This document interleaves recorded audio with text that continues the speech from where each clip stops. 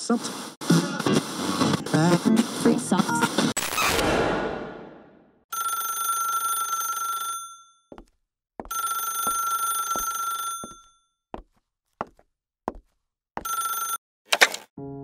halo semuanya. Lo semua lagi dengerin gue, Gary Ardian, yang gue lagi seneng banget sebenarnya akhir-akhir ini. Karena nggak tahu, gue kayak lagi ada di fase dimana gue lagi pengen naik gitu. Kayak gue lagi pengen rise and shine gitu. Nggak tahu, intuisi gue yang bilang gitu. Cuman gue nggak ngerti alasannya apa. So ya, gue minta lo semua doain aja lah. Semoga perusahaan gue ini nggak salah gitu. Takutnya malah kebalikannya soalnya. Amit-amit. Karena gue juga lagi ada di suasana kamar yang baru. Kalau misalnya gue nggak tahu udah share ini ke story atau belum ya. Tapi nuansa kamar gue lagi baru dah gitu. Gue lagi seneng gitu, lagi ya you know lah kalau ada sesuatu yang baru dalam hidup lo kayak gimana gitu kan. And itu juga penyebabnya kenapa podcast yang sekarang jadi agak lama, karena kemarin nggak bisa podcastan. Kamarnya lagi dibenerin. So hari ini gue lagi pengen menebus dosa gue, udah lama gak podcastan. Gue pengen ngobrol sama kalian, masih ngelanjutin soal toxic relationship. Dan ini menurut gue jadi bahasan yang penting sebelum kita menuju ke contempt atau penghinaan, yang gue rasa itu yang bahasan yang paling penting dari 4 kategori toxic relationship dari Dr. John M. Gottman.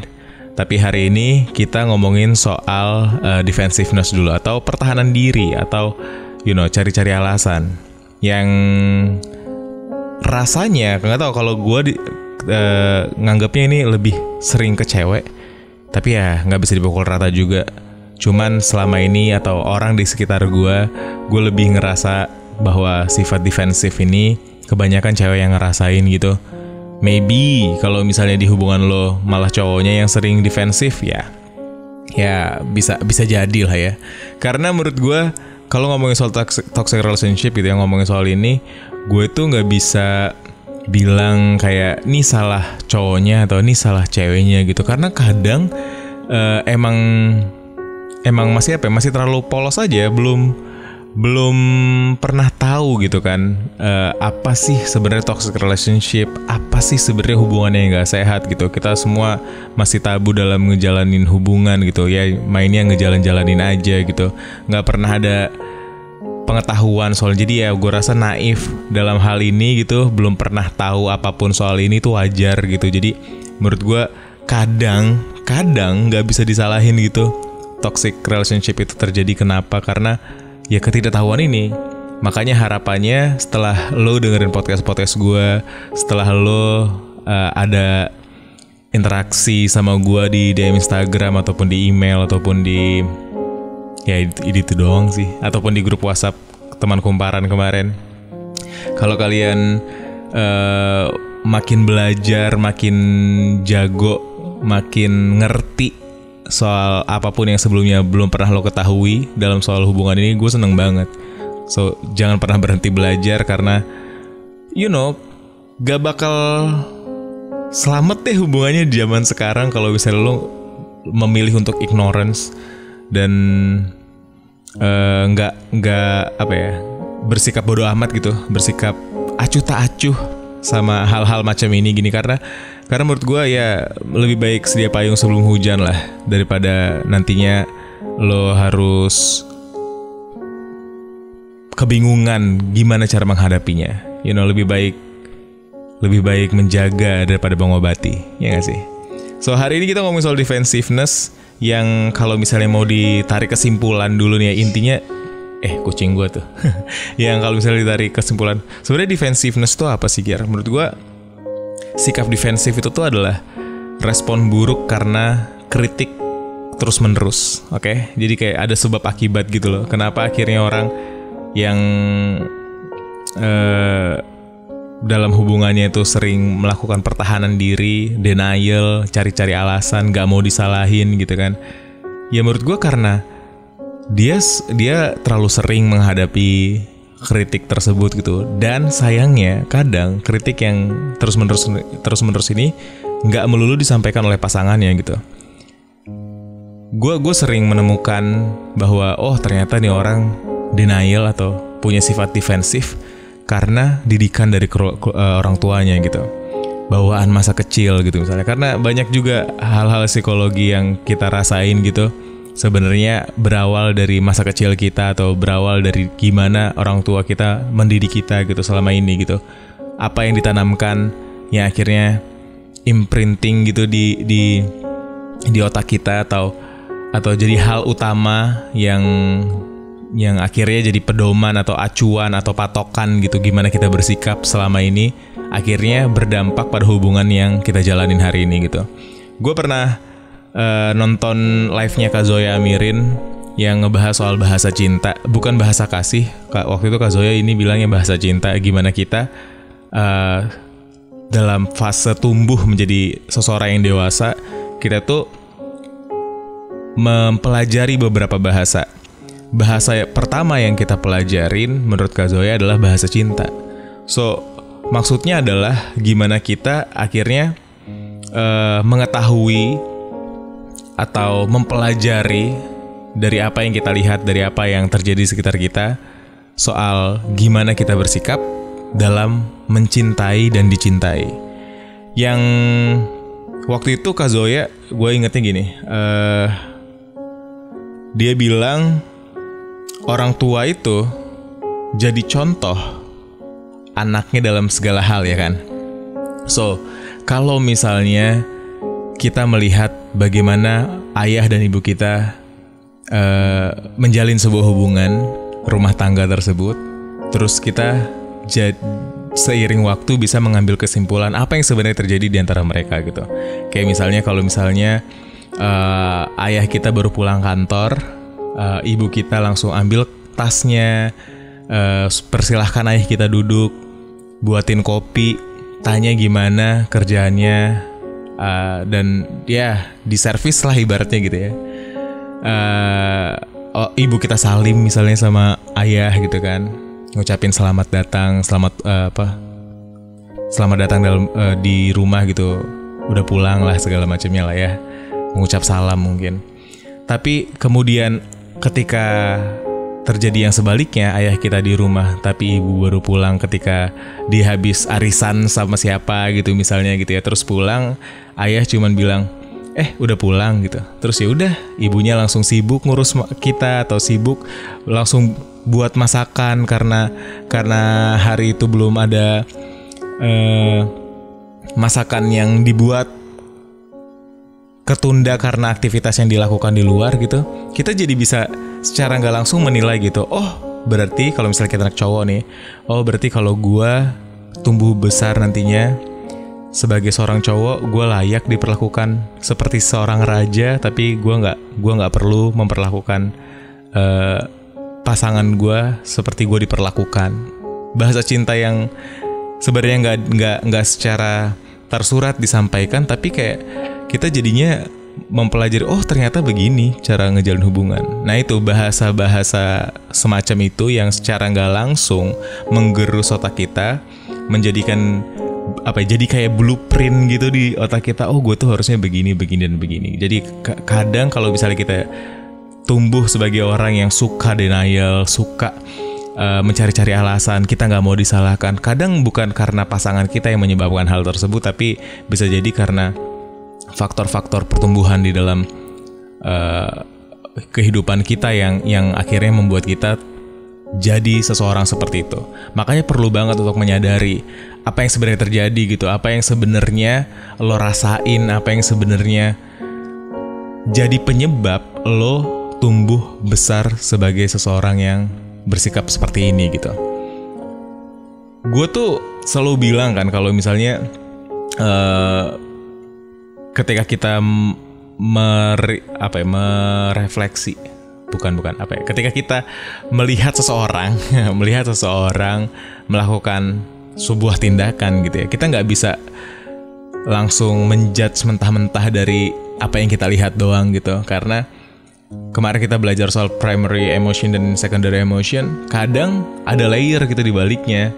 Kita nggak pernah tahu apa yang sebenarnya dia rasain, kita nggak pernah tahu apa yang sebenarnya terjadi sampai dia melakukan tindakan tersebut gitu. Karena misalnya gini, soal kritik terus-menerus ya. Kalau misalnya, ini di luar hubungan, kalau misalnya gue nih ngelihat ada rakyat Indonesia mengkritik pemerintah gitu ya. Ada rakyat Indonesia yang mengkritik tindak kerja DPR gitu, terus atau presiden atau pemerintah deh pokoknya gitu. Terus ada orang lain yang bilang, ngapain sih mereka protes gitu? Kenapa sih harus jelek-jelekin pemerintah? Mereka itu apa sih, ngapa-ngapain juga enggak gitu ya. Ada teman gue yang ngomong gitu. Terus gue bilang, ya kalau lo ngelihat dari gimana mereka mengkritik, emang kelihatannya caranya salah, kelihatannya buruk gitu. Tapi kalau lo lihat layer di baliknya gitu, bisa jadi mereka mengkritik karena hidupnya menderita gitu kan. Karena selama ini jadi rakyat tuh, apalagi menengah ke bawah, nggak enak rasanya gitu. Lo bisa nggak merasakan hal tersebut? Gue jadinya kayak memaklumi gitu. Kayak kalau misalnya ada sebuah kritik yang disampaikan oleh seseorang, gue jadi I feel warm gitu. Kayak mereka itu kayaknya butuh rangkulan bener-bener gitu. Karena pasti ada sesuatu hal yang terjadi dalam hidup mereka sampai akhirnya mereka tuh nggak ngerti cara lain untuk bisa menyampaikan aspirasi selain mengkritik dengan cara yang pedas mungkin gitu misalnya. So, gue berusaha mengerti hal tersebut gitu. Apalagi kalau misalnya terjadi kepada orang yang gue sayang gitu, orang yang di sekitar gue pasti ngerasanya kayak gue harus tahu layer di belakangnya apa yang sebenarnya menyebabkan mereka melakukan hal tersebut gitu. Karena ketika orang punya sifat defensif itu pasti karena dia mungkin terlalu sering dimarahin. Dia terlalu sering dapat tekanan dalam hidupnya gitu. Jadi dia berusaha untuk mempertahankan diri. Kayak itu manusiawi aja gitu, mempertahankan dirinya sendiri gitu. Gue menyadari hal ini belakangan, yaitu kadang orang jadi punya sifat pembohong, suka tidak mengatakan hal yang sejujurnya karena dia mungkin terlalu capek, terlalu bosen, terlalu ya udahlah gitu ya, yang penting masalahnya cepat kelar. Karena setiap dia melakukan kesalahan yang ada didapat tekanan gitu. Kayak kalau misalnya orang tua yang terlalu overprotective gitu ya, anaknya nggak boleh kemana-mana, anaknya harus pulang tepat waktu lah, nggak boleh bergaul sama temennya, ada jam malam dan lain sebagainya, cenderung membuat anaknya jadi tukang bohong kan, cenderung membuat anaknya cari-cari alasan gimana caranya bisa keluar dari kekangan itu gitu. Itu juga yang bisa terjadi dalam hubungan kita gitu. Kalau misalnya kita tidak mencari tahu gimana cara untuk menyampaikan apa yang pengen kita sampaikan kepada pasangan dengan cara yang lebih baik selain menggunakan emosi, kita bisa kayak ngebuat dia jadi punya pemikiran untuk udah deh, yang penting hubungannya baik-baik aja, gue bohong dikit nggak apa-apa lah ya. Sedangkan satu kebohongan kecil bakal ngebuat kita melakukan kebohongan lainnya gitu loh, berdampak gitu. Nggak mungkin lu bohong satu kali karena kalau misalnya lu bohong satu kali pasti ada nantinya kebohongan berikutnya yang lu perlukan untuk menutupi kebohongan selanjutnya gitu. So menurut gue jangan bikin hubungan lo penuh dengan tekanan sehingga ngebuat pasangan lo jadi ngerasa nggak sebebas itu jadi dirinya sendiri, sehingga perlu melakukan beberapa pertahanan diri, kebohongan atau hal yang membuat lo nggak nyaman akhirnya karena pengen masalahnya selesai atau pertengkarannya selesai. Karena kan gitu, kadang orang itu cuma pengen udahlah, yang penting kita nggak berantem, yang penting masalahnya nggak berlarut-larut gitu. Pertengkarannya selesai, masalahnya numpuk gitu. Makanya gue rasa lo harus ada kepekaan gitu untuk menyadari bahwa mungkin saat ini ada satu hal yang gak nyaman yang dirasain sama pasangan lo, sehingga mungkin jadinya hubungan lo itu gak nyaman dijalanin sekarang. Paham ya? Ngerti ya maksudnya ya? So kalau gue menganggap sebuah sikap defensif ini adalah respon buruk karena kritik terus menerus, artinya adalah lo berdua tuh harus bekerja sama dengan baik. Kalau lo ngerasa capek, jenuh karena selalu dikritik, lo harus minta sama dia untuk mengurangi kritiknya atau menyampaikan kritiknya dengan cara lain. Karena sama dengan layer yang lo rasain ketika lo akhirnya berbohong karena gak pengen dia mengkritik terus, bisa jadi ada layer juga yang dia rasakan di balik kritiknya karena dia pengen menyampaikan sesuatu tapi nggak bisa gitu nyampe ke lo. Caranya dia nggak ngerti gitu. Makanya lo perlu kerjasama. Ambil jeda waktu untuk berpikir berdua. Mungkin ruang sendiri juga diperlukan untuk bisa akhirnya ngebuat kalian itu makin jernih, makin bisa mengurangi emosi kalian supaya diskusinya lebih lancar gitu. So kalau misalnya lo tanya ke gue, jadi gimana nih Ger? Gimana bisa kalau misalnya gue punya sifat defensif terus gue pengen berhenti dari sifat ini gitu. Karena ya gue rasa gue udah ngerti nih maksud lo. Kalau memang dengan sifat defensif ini pertengkarannya bakal cepat selesai, tapi masalahnya jadi numpuk Ger. Sedangkan gue pengen ngejalin hubungan ini tuh nggak cuma sebentar doang gitu. It's good for short game, tapi kalau long game ini bakal jadi benalu buat gue, bakal jadi bom waktu buat gue gitu. Misalnya lu udah mulai ngerasa gitu, nggak tahu sih ya. Semoga lu semua pada ngerti bahwa ini adalah pondasi yang sangat dibutuhkan untuk punya hubungan yang sehat ya. So menurut gue ketika lo udah menyadari hal ini, karena tahap pertama untuk bisa keluar dari toxic relationship adalah dengan menyadari kalau lo toxic. Kalau lo nggak pengen dibantu, gue nggak bisa apa-apa. Kalau lo udah ngerasa oke, gue toxic nih, gue butuh bantuan lo Ger, atau gue butuh nih berubah sekarang, itu adalah tahap pertama yang paling krusial yang akhirnya lo bisa banggakan, karena itu adalah cara paling penting untuk keluar dari toxic relationship. Yang kedua adalah ketika lo udah menyadari hal ini, lo harus mulai bisa menyampaikan keluh kesah dengan cara yang baik. Lo pikirin apa yang sebenarnya pengen lo utarain dari emosi yang pengen lo keluarin, paham kan? Kalau lo pengen marah sama dia, lo cari tahu alasan lo marah itu tuh kenapa. Nah, baru lo bisa sampaikan ke dia. Dan begitu juga sebaliknya, ketika dia menyampaikan keluh kesahnya, lo harus dengerin. Lo nggak boleh ngebantah, karena meskipun lo ngerasa tahu gimana dia, meskipun lo ngerasa tahu apa yang sebenarnya ada di pikiran dia, tapi apa yang dia keluarin itu adalah perasaan yang dia rasain saat itu. Lo nggak bisa ngebantah itu.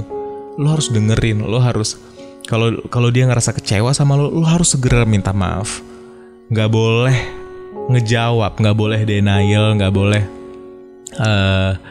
ngerasa kayak dia ini nggak bisa, dia ini yang sebenarnya nggak ngerti mau lo apa gitu. Kalau dia nuntut lo ngerti, lo jadi ngerasa lo yang sebenarnya nggak ngerti gue. Lo nggak bisa gitu. Lo harus dengerin. Lo harus coba mencari tahu apa yang sebenarnya ada di kepala dia. Layer di belakang itu apa gitu, yang nyebabin dia marah atau dia nangis atau dia sedih gitu. Apa yang sebenarnya dia alamin gitu. Lo harus dengerin. Kalau bisa minta maaf. Ini bukan kalau bisa. Lo harus segera minta maaf apapun yang terjadi. Karena gini, soal maaf itu tuh sangat penting ada di dalam sebuah hubungan. Karena gue pernah dapat cerita, gue lupa dari mana ini, gue baca atau gue dengerin podcastnya siapa, tapi it's really good. Kalau misalnya ada yang pernah denger juga, mungkin bisa sampaikan siapa penyampai cerita sebelumnya gitu ya. Kita kasih kredit untuk cerita yang sangat sangat bagus ini gitu. Waktu itu gue pernah tahu cerita ini. Ada seorang anak gadis gitu yang pengen menikah dengan pacarnya. Terus dia minta izin sama ayahnya. Dia ngomong, ayah ini apa ya? Gua rasa, gue asumsikan ayahnya tipe yang tegas gitu ya, kayak anaknya ngomong, ayah aku pengen nikah nih sama pasangan aku, sama pacar nih. Terus nggak ada angin, nggak ada hujan, tiba-tiba ayahnya bilang, minta maaf kamu. Minta maaf sekarang, dia bilang gitu. Terus anaknya bilang, oh, iya ayah maafin aku gitu. Tapi kenapa aku harus minta maaf? Terus ayahnya bilang, ya dia udah boleh nikah gitu sekarang. Ya kamu udah boleh nikah kalau gitu. Karena syarat pertama ngejalin hubungan yang baik adalah mau meminta maaf meskipun belum tahu alasannya apa. Kayak keren banget gitu kan. Kayak minta maaf tuh sepenting itu. Gak masalah lu minta maaf tiap hari. Karena asal itu bisa ngebantu hubungan kalian jadi lebih baik gitu. Jadi jangan pelit sama minta maaf. Kalau bisa berlomba-lomba, apa ya, maafin aku ya, aku masih belum bisa jadi yang terbaik buat kamu, maafin aku, bakal lebih berbuat baik lagi untuk kamu, bakal jadi yang lebih baik lagi gitu. You know, this really good story kan. Kalau misalnya tahu kreditnya itu ceritanya siapa, kasih tahu di komen di kolom komentar, oke? Jadi kita bisa mengerti apa yang sebenarnya terjadi gitu. Itu penting banget. Itu hal yang benar-benar bakal mendewasakan kalian berdua juga nantinya, sehingga bisa mendiskusikan segala sesuatunya dengan lebih baik. Oke, gua rasa itu soal sikap defensif. Semoga lo semua bisa mendapat banyak pelajaran dari podcast barusan. Kita bakal lanjut selanjutnya ngomongin soal konten atau penghinaan yang juga sangat penting, dan bahkan menurut gue ini yang paling penting dalam hubungan. So ya, semoga lo semua bisa ngambil pelajaran dari podcast ini. Share ke pasangan lo atau ke orang-orang yang lo rasa membutuhkan. Share ke Instastory. Subscribe jangan lupa. Gue balik secepatnya, oke? Bye everyone, have a good day.